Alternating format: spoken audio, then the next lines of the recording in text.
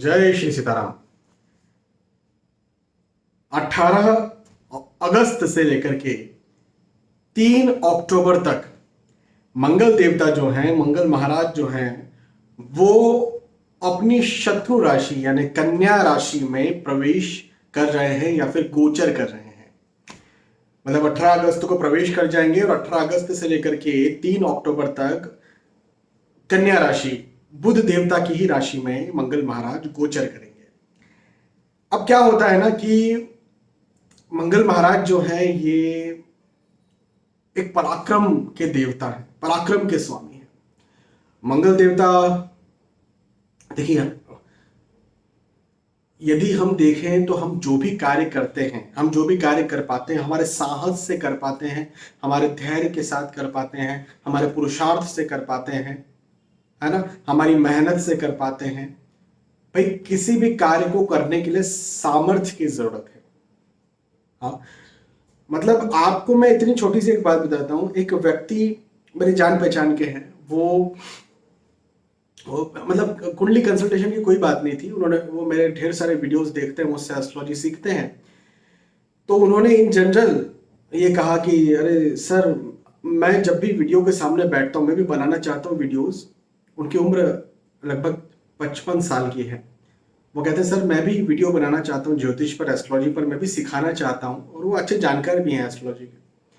लेकिन जब मैं अपने कैमरे के सामने या फिर मोबाइल से वीडियो बनाया, तो मोबाइल के सामने जब भी मैं आता हूँ तो मेरी वो आवाज़, वो नेचुरल आवाज़ नहीं निकल पाती जो इन जनरल नेचुरली मैं किसी को सजेस्ट करता हूँ, कंसल्टेशन देता हूँ, बात करता हूँ।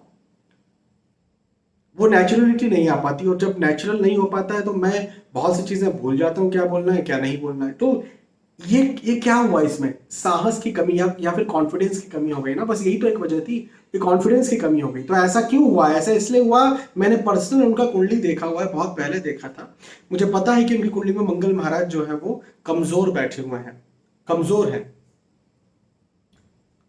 और यदि मंगल महाराज कमजोर है तो साहस की या पराक्रम की या कॉन्फिडेंस की कमी है। और भैया देखो, साहस, पराक्रम या कॉन्फिडेंस यही यदि नहीं रहेगा तो फिर तो आप क्या ही कर लेंगे, कुछ भी नहीं कर सकते। हाँ, तो वही मंगल देवता अब कन्या राशि में जा रहे हैं। अब क्या होता है कि बहुत सी अलग अलग लग्न की कुंडलियां हैं। भाई आपकी अपनी पर्सनल कुंडली होगी, है ना, आपकी लग्न कुंडली होगी, उसमें मंगल देवता का अपना एक स्थान होगा, उसमें मंगल देवता मारक होंगे, योग कारक होंगे, अच्छे होंगे, बुरे होंगे, जो भी होंगे। अब उसके आधार पर वो आपको अच्छे फल या बुरे फल दे रहे होंगे इन जनरल। लेकिन गोचर पर मंगल का भी बहुत बड़ा प्रभाव पड़ता है, और खास तौर पर चूंकि ये साहस के, पराक्रम के स्वामी हैं, तो यदि इस बीच में, इस समय आप कोई ऐसा कार्य कर रहे हैं जो आपके जीवन के लिए महत्वपूर्ण है, जो आपके लिए जीवन के लिए इंपॉर्टेंट है, यदि ऐसा कोई कार्य कर रहे हैं तो ये मंगल महाराज बहुत ज्यादा आपके ऊपर प्रभावी होने वाले हैं। लेकिन मेरी इस बात को भी आप जरूर ध्यान रखिए कि भाई देखो, ये यहाँ जो हम बात कर रहे हैं, ये मंगल देवता के गोचर के ही आधार पर बात कर रहे हैं। बहुत सारी और भी चीजें होंगी। हो सकता है विवाह के पश्चात भाग, आपकी कुंडली में विवाह के पश्चात भाग्योदय, संतान के पश्चात भाग्योदय, आपके पिताजी का बिजनेस करते होंगे, कोई आपकी दशा बहुत अच्छी चल रही होगी, बहुत खराब चल रही होगी, जो भी है। तो बहुत सारी चीजें भी मायने रखती है। तो मैं हमेशा ये बात कहता हूं कि आप जब भी राशि परिवर्तन के राशिफल या फिर साप्ताहिक राशिफल या दैनिक राशिफल या मासिक राशिफल, वार्षिक राशिफल, जो भी राशिफल, जिस प्रकार का राशिफल देखते हैं, इन्हें आप सामान्य और सार्वजनिक तौर पर माने। और यदि कोई महत्वपूर्ण कार्य करने जा रहे हैं तो आपको चाहिए कि आप अपनी कुंडली का अच्छे से विवेचन करवा लें, उसके बाद ही आप कोई महत्वपूर्ण और बड़ा काम करें। लेकिन ऐसे कोई बड़ा महत्वपूर्ण कार्य नहीं कर रहे हैं, रोजमर्रा की जिंदगी जी रहे हैं, कोई खास आपने इस सप्ताह, इस माह, इस दौरान, इस बीच में, जैसे 18 अगस्त से लेकर के 3 अक्टूबर, इस बीच में कुछ खास आपने तैयार नहीं किया है, कुछ खास प्लान नहीं किया है, तो फिर आप राशिफल देख सकते हैं। दैनिक राशिफल हो, चाहे साप्ताहिक राशिफल हो, चाहे मासिक राशिफल हो, चाहे कि मंगल महाराज के राशि परिवर्तन के आधार पर जो मैं आपको राशिफल दे रहा हूं ये है। तो सामान्य तौर पर तो जरूर आप देख सकते हैं। लेकिन खास कुछ जीवन में सोच रहे हैं या कुछ प्लान कर रहे हैं इस बीच में, तो जरूर आपको अपनी कुंडली का विवेचन करवाना चाहिए। अब आगे बढ़ते हैं, और मेष राशि से लेकर के मीन राशि तक जो भी आपकी राशि है, उस राशि के आधार पर मैं आपको आपका राशिफल समझाने की और बताने की पूरी कोशिश करता हूं। तो सबसे पहले मेष राशि। भाई मेष राशि किनकी राशि है?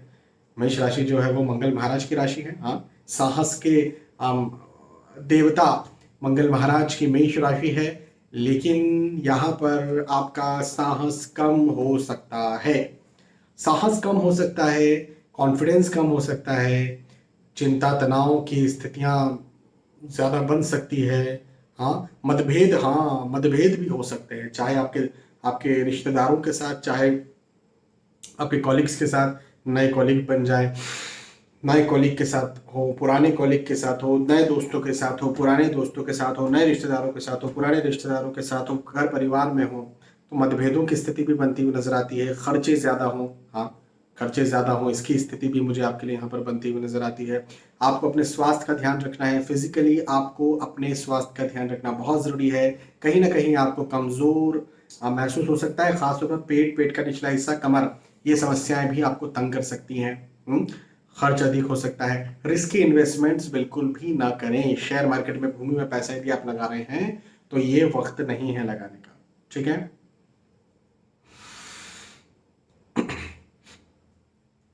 मेष राशि के बाद में वृषभ राशि की बात करते हैं।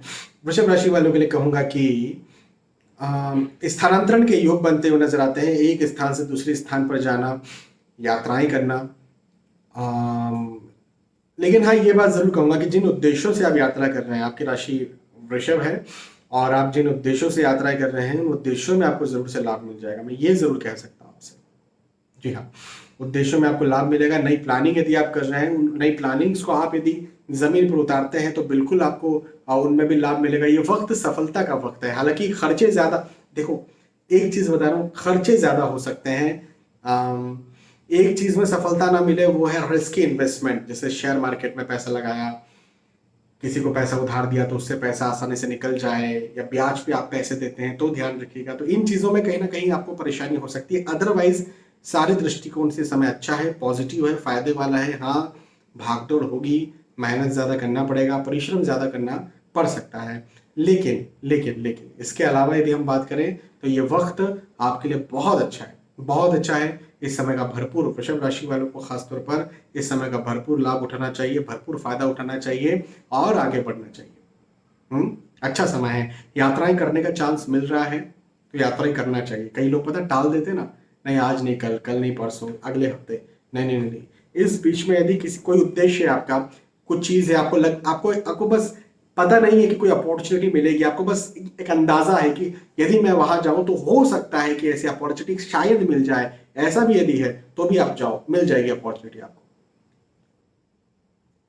परेशानी से मत डरिए, खुद को परेशान करने से मत डरिए, है ना।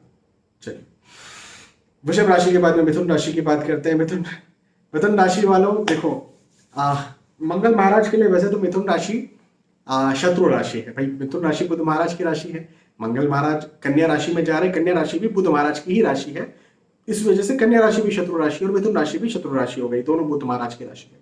लेकिन लेकिन लेकिन यहाँ पर पता है क्या बात हो रही है? उल्टी बात हो रही है। उल्टी बात ये कि लाभ मिलने वाला है, लाभ मिलेगा, उन्नति मिलेगी, सफलता मिलेगी। भवन, भूमि, गाड़ी, वाहन खरीदना चाहते हैं, खरीद सकते हैं, बना सकते हैं। ये समय आपको साहस देगा, पराक्रम देगा।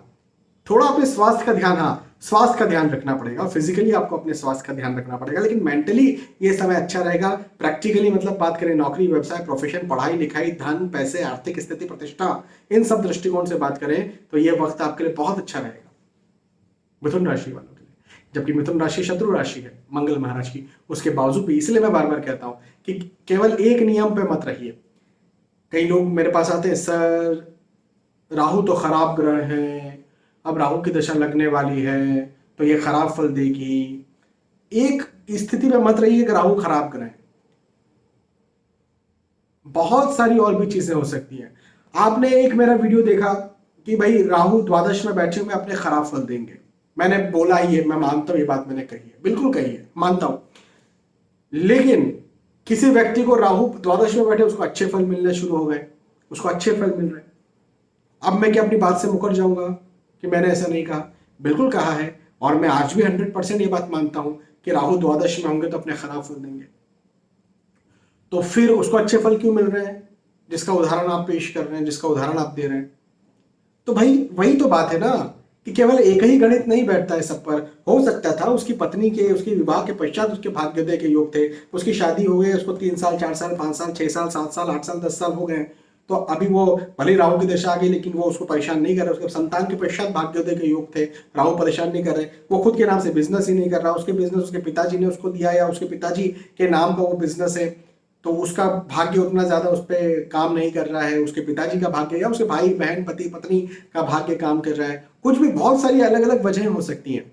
तो कोई व्यक्ति यदि ऑडी में घूम रहा है, मर्सिडीज में घूम रहा है, उसको खराब ग्रह की दशा चल रही, सर आपने तो कहा था वो खराब ग्रह है, तो और भी बहुत सी चीजें होंगी जिसको देखना पड़ेगा कि वो क्यों घूम रहा है। कुछ तो वजह होगी।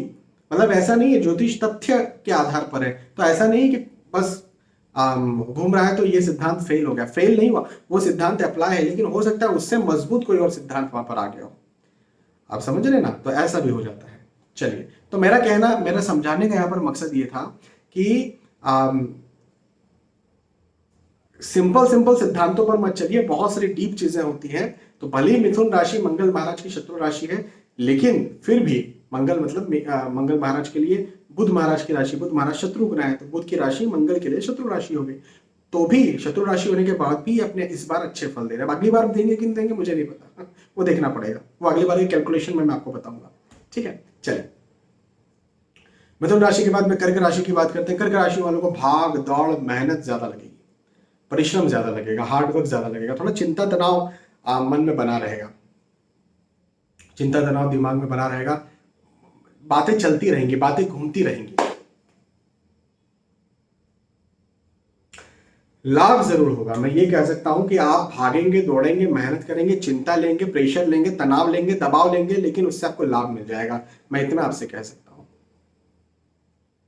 डरने की, घबराने की, परेशान होने की बात नहीं है। यदि आपको प्रेशर आ रहा है, यदि आपको वर्किंग लोड आपका ज्यादा हो रहा है, यदि आपको वर्किंग प्रेशर बहुत ज्यादा है, लोग आपके बॉस आपको परेशान कर रहे हैं, घर वाले, कहीं हो सकता है घर वाले परेशान करें, घर वाले परेशान, देखो कई बार घर वाले आपको परेशान किसी उद्देश्य से नहीं करते, लेकिन परेशान करने के उद्देश्य से नहीं करते, लेकिन उनकी अपनी चिंता होती है।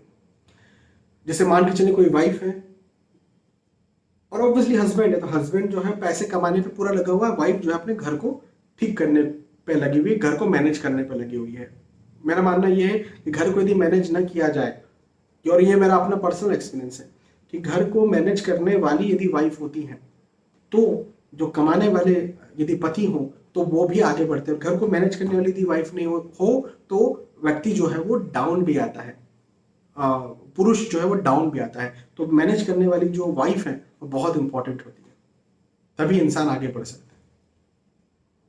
तो मेरा कहना यहाँ पर ये बनता है, हालांकि महिलाएं जो है वो अब दूसरे काम और नौकरी व्यवसाय में भी बहुत आगे बढ़ रही है। मैं इन जनरल वो हस्बैंड वाइफ जो एक घर में वाइफ काम करे, बाहर हस्बैंड काम करे, तो हस्बैंड बड़ा वाइफ छोटी, मैं उस बारे में बात कर रहा हूँ। बाकी ऑब्वियसली मैं तो महिलाएं काम करें, मैं एक बेटी का पिता भी हुआ, तो ऑब्वियसली उस दृष्टिकोण से भी सोचता हूँ कि मेरी बेटी जो है कोई नौकरानी बन के ना रह जाए, मैं इस दृष्टिकोण से भी सोचता हूँ। लेकिन यदि पति पत्नी का अपना एक सामंजस्य है, अपना एक एग्रीमेंट है कि ठीक है मैं पूरा घर को संभाल लूंगी, तुम जो है बाहर का चीज संभाल लेना, तो बहुत अच्छी बात है ना। ये एक गाड़ी के दो चक्कों ने, पहियों ने संभाल लिया पूरी जिंदगी को, ये तो जिंदगी है ना। तो यहां पर कहना आपके लिए यह है कि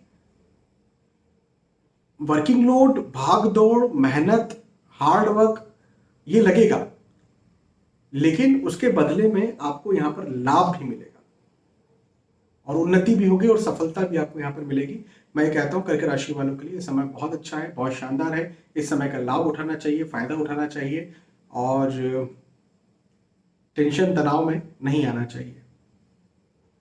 काम दूसरों के ऊपर जिम्मेदारियां सौंप कर भी देखिए, विश्वास करके भी देखिए। चलिए, कर्क राशि के बाद में सिंह राशि की बात करते हैं। सिंह राशि वालों के लिए कहूंगा कि धन वृद्धि होगी। देखो धन के दृष्टिकोण से इस समय ना बहुत अच्छा है सिंह राशि वालों, आपके लिए धन के दृष्टिकोण से बहुत अच्छा वक्त है। हालांकि सभी अच्छा रहेगा, लेकिन एक चीज मुझे नेगेटिव दिखती है, आपकी वाणी की उग्रता।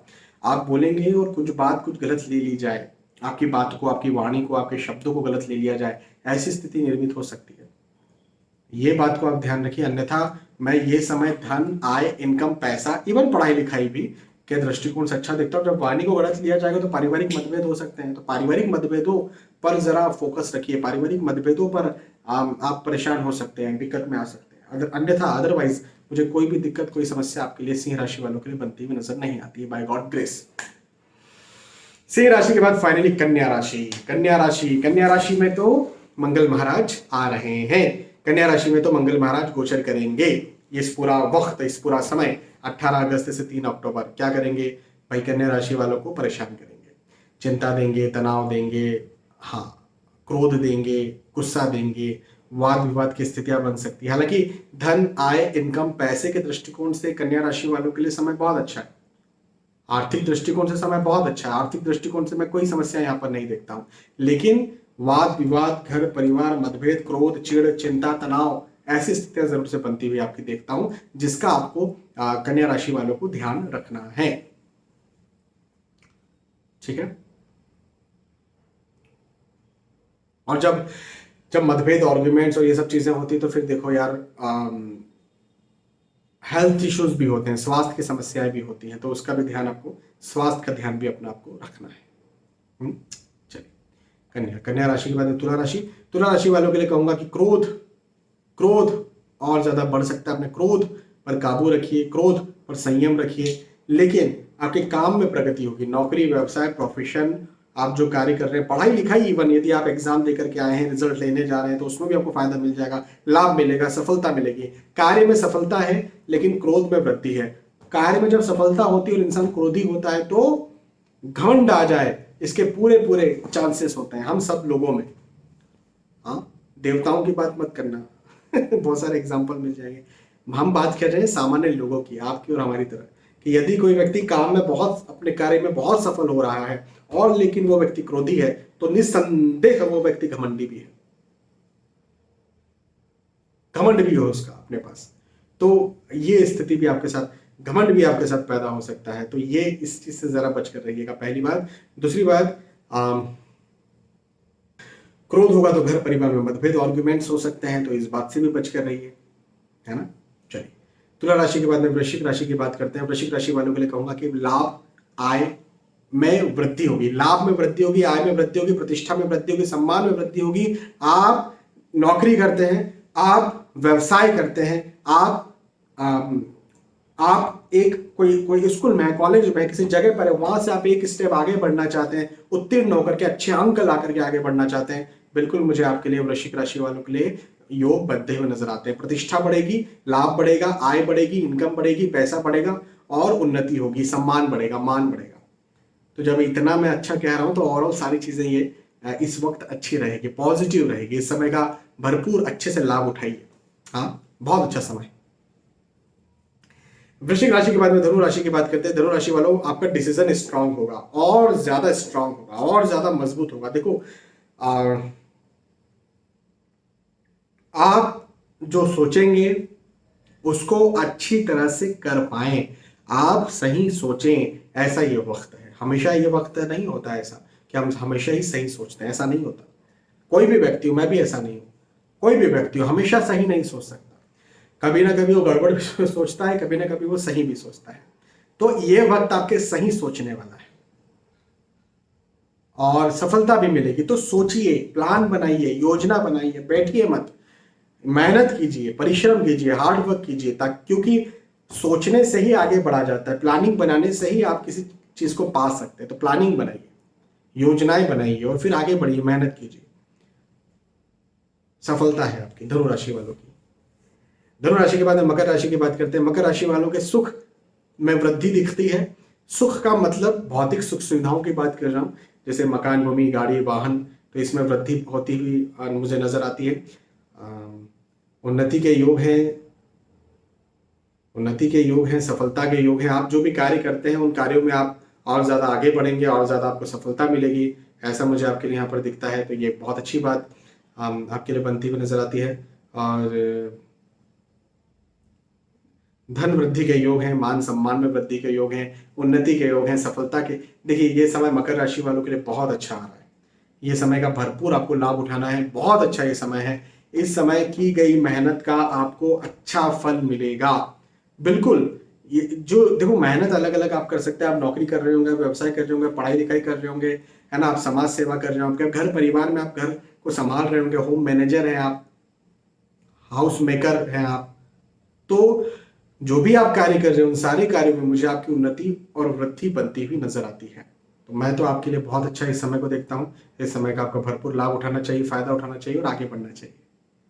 ठीक है, चलिए मकर मकर राशि के बाद में कुंभ राशि की बात करते हैं। कुंभ राशि वालों के लिए कहूंगा कि चिंता तनाव की स्थितियां हैं। चिंता तनाव एंजाइटी जैसी स्थितियां मुझे आपके लिए बनती हुई नजर आती है। लेकिन लेकिन लेकिन सक्सेस भी आपको मिलेगी। भाग दौड़ आप ज्यादा करेंगे, मेहनत आप ज्यादा करेंगे, परिश्रम आप ज्यादा करेंगे, बिल्कुल सही बात है, लेकिन उसके बदले में आपको सक्सेस भी मिलेगी, आपको उसके बदले में लाभ भी मिलेगा। ये भी मैं यहां पर देखता हूं। तो ओवरऑल कुंभ राशि वालों के लिए समय बहुत अच्छा है, बहुत लाभकारी है, बहुत ज्यादा आपको आगे बढ़ाने वाला है। इस समय का भरपूर लाभ उठाना चाहिए आपको कुंभ राशि वालों को। हाँ, और फाइनली मीन राशि की बात करते हैं। मीन राशि वालों, बहुत अच्छी बात है, भाग्य वृद्धि हो जाएगी। भाग्य वृद्धि, मंगल महाराज ये जो राशि परिवर्तन कर रहे हैं ये आपके भाग्य वृद्धि के लिए कर रहे हैं। भाग्य वृद्धि का क्या मतलब है? जो भी कार्य आप करना चाहते हैं, जिस भी कार्य में आप लंबे वक्त से लगे हुए हैं, जिस कार्य के आप काबिल हैं और जिस कार्य के आप काबिल हैं उस कार्य में यदि आप मेहनत कर रहे हैं तो वो कार्य सक्सेस हो जाए, वो मेहनत पूर्ण हो जाए, वो चीज जो आप चाहते हो आपको मिल जाए। एक और बहुत अच्छी बात बताता हूं कि आपको आपके पार्टनर से लाभ मिलेगा, चाहे बिजनेस पार्टनर हो, चाहे लाइफ पार्टनर हो, चाहे बहुत प्रबल कोई बहुत अच्छा दोस्त हो, उससे भी आपको लाभ मिलेगा। तो ये वक्त बहुत अच्छा है मीन राशि वालों के लिए। इस समय का भरपूर लाभ उठाइए, फायदा उठाइए, मेहनत कीजिए और आगे बढ़िए। तो यहां पर हमने चर्चा की है मेष राशि से लेकर के मीन राशि तक मंगल के राशि परिवर्तन की। राशि परिवर्तन, मंगल के राशि परिवर्तन के आधार पर राशिफल, भविष्य फल की। ये राशिफल, ये भविष्यफल आपके लिए कैसा होगा, ये समय कैसा होगा, ये मैंने आपको बताया। यदि आपको ये वीडियो पसंद आया है तो मुझे बता सकते हैं कि आपको पसंद आया। फिर मिलेंगे आने वाले वीडियोस और एपिसोड्स में। तब तक के लिए आज के इस वीडियो में आपसे विदा चाहूंगा। जय श्री सीताराम।